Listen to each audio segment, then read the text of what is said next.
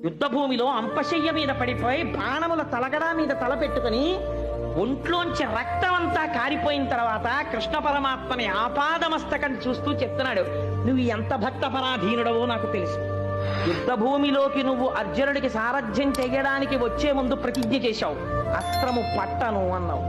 నేను ప్రతిజ్ఞ చేశాను, నీతో పట్టిస్తాను అన్నాను. నువ్వెలా పడతావో నాకు తెలుసు. నేనేం చేశానో తెలుసా? 10వ రోజు యుద్ధంలో అర్జునుడి మీద బాణ పరంపర కురిపించి కొట్టేశాను. అర్జునుడు కొట్టేస్తే నువ్వు తప్పించగలిగినంతసేపు తప్పించి వెనక్కి తిరిగి చూసావు. అసలు అర్జునుడు ఏమైనా యుద్ధం చేస్తున్నాడా అని అనుమానం వచ్చింది. వెనక్కి తిరిగి చూస్తే పూచిన మోదుగు చెట్టులా రక్తం కారిపోతోంది బాణాలతోటి. అంతే. ఎందుకు వచ్చింది నీకు కోపం? నిన్ను నమ్ముకున్న వాణ్ణి నేను కొట్టానని కోపం వచ్చేసింది. ఆ కోపంలో నీ ఒడలు నీవు మరిచిపోయావు పరమాత్మ. అంత భక్త పరాధీనుడివయ్యా నువ్వు.